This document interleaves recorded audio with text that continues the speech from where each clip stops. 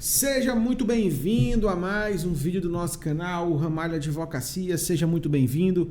Hoje eu quero conversar com você, meu amigo professor, minha amiga professora de todo o Brasil. Isso porque o Supremo Tribunal Federal, no último dia 16 de abril, julgou o tema 1308, que impacta diretamente o piso nacional do magistério, e você deve estar atento, porque é apenas um dos muitos julgamentos que esse ano devem impactar o piso.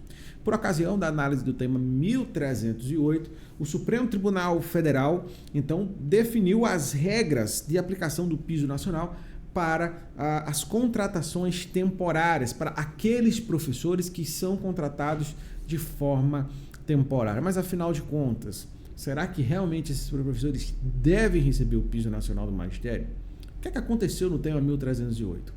O tema 1308, um julgamento promovido pela representação de municípios e estados brasileiros, buscava legalizar o pagamento diferenciado, tá, para profissionais que fossem contratados de forma efetiva e profissionais que fossem contratados de forma temporária ou de forma precária.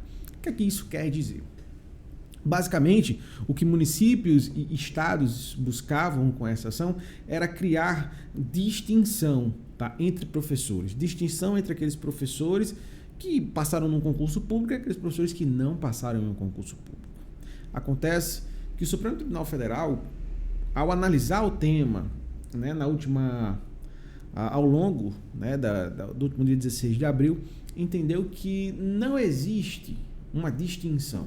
Isso porque, por mais que a forma de contratação se dê de forma diferente, as atribuições, as atividades, né, realizadas, tanto por quem é concursado como por quem não é concursado, né, são exatamente as mesmas. Ambos exercem a docência como atividade, ou seja, dão aulas. E por isso não há motivo para haver qualquer distinção. Ou seja, não é porque alguém prestou o concurso ou não, trabalha na mesma função, deve ganhar menos.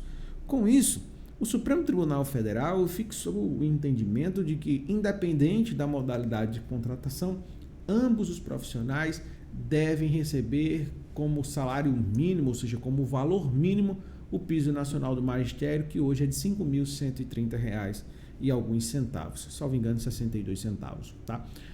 Porém, começou a pipocar na internet, né? Começou a aparecer na internet uma série de pessoas dizendo: olha, se você é professor, se você trabalhou no ensino público, né, você tem direito a valores retroativos, até R$180 mil, alguns até falando em valores, né? Eu cheguei a ver vídeos como esse. Acontece que o Supremo Tribunal Federal, ele ainda não divulgou, tá, o acórdão da decisão, tá? O que nós temos é a proclamação do resultado em ata com as teses vitoriosas, né? Inclusive, eu vou trazer para a gente ver agora na tela, você vai ver comigo, eu vou projetar. Deixa eu ver se chegou. Pronto, tema 1308 do Supremo diz o seguinte, olha: incidência do piso salarial para profissionais do Magistério de Educação Pública, né, básica, aos servidores contratados de forma temporária, tá? Então, veio fixado aqui dois pontos. O primeiro ponto, tá? O valor do piso nacional, previsto na Lei 11.738 de 2008, aplica-se a todos os profissionais do Magistério Público da Educação Básica, independente da natureza jurídica do vínculo firmado com a administração pública, tá? Observando-se o decidido no tema 551 e na ADI 6.196, tá? Então, o que nós temos é a ata. Na ata, eu trago para você exatamente o que eu falei anteriormente, tá, a respeito da fixação, né, do reconhecimento do Supremo Tribunal Federal, fixação do salário básico com base no piso nacional do magistério, em razão de não haver distinção entre os cargos, tá? Esse é o primeiro ponto, tá? Mas você veja que aqui o Supremo Tribunal Federal não delimitou, tá, em momento algum, os efeitos desse julgado. E isso é muito importante, tá? Porque no direito administrativo nós temos basicamente dois tipos, tá, de aplicações. Nós temos os efeitos ex tanto e os efeitos ex nunc, tá? Então, os efeitos ex nunc não retroagem, os efeitos ex tunc retroagem, tá? Então, o Supremo Tribunal Federal, em momento algum, trouxe na ata informação sobre se haverá a possibilidade do direito retroagir ou não, tá?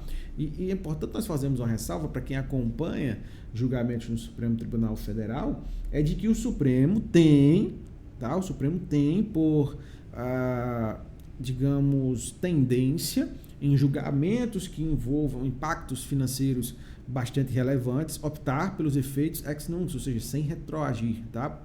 Por quê? Porque o Supremo entende que os municípios, os estados, muitas das vezes não estão preparados para suportar gastos retroativos, pode gerar precatórios e tudo mais, então muitas das vezes opta por não apresentar os efeitos de forma retroativa, tá? Então é importante a gente entender isso, tá? Porque sair falando por aí que as pessoas vão ter direito a valores retroativos não é bem assim, tá? Mas calma que tem mais. Mas antes eu vou fazer aquele meu pedido todo especial para você se inscrever nesse canal, ativar o sininho das notificações, que é muito importante para que toda vez que eu publicar um vídeo novo, você seja avisado e possa estar vindo aqui assistir a esse vídeo, tá? Então, se inscreve, mas não apenas se inscreve e ativa o sininho das notificações. E aí você comenta, deixa o seu gostei, tá? Curte, envia para os amigos, dá um hype, para que você ajude o nosso canal a continuar a crescer, tá bom? Então, vem com a gente, tá?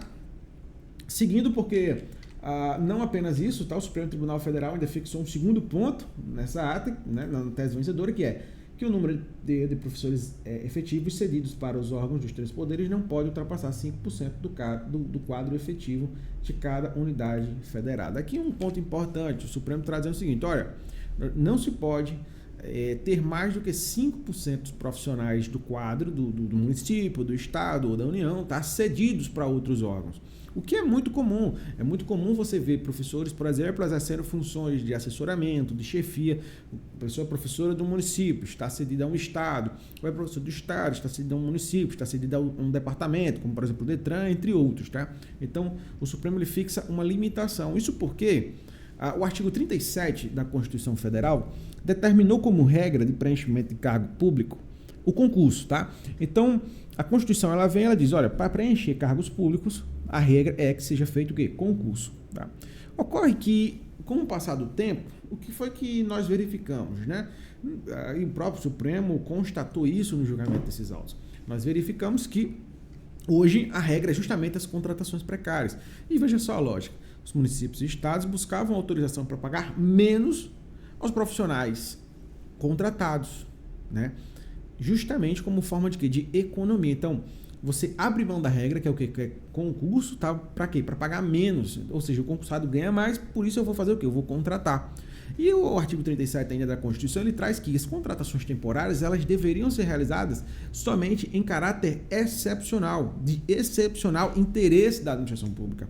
Porém, essa excepcionalidade acabou se tornando a normalidade das contratações. Então, muitas das vezes, por quê? Porque o número de profissionais concursados está baixo, e está baixo não necessariamente porque não existem profissionais contratados, mas ele está baixo, né? Porque muitos desses profissionais estão cedidos a outros órgãos. Então, o Supremo Tribunal Federal vem e traz aí uma interpretação, tá? E traz essa limitação da seção para justamente buscar combater essa forma excessiva de contratações temporárias, tá? Gente, agradeço por você ter ficado até aqui. Se você gostou desse vídeo, eu renovo meu pedido para você se inscrever e ativar o sininho das notificações, que é muitíssimo importante. Até o nosso próximo vídeo. Fica com Deus. Um ótimo dia para você.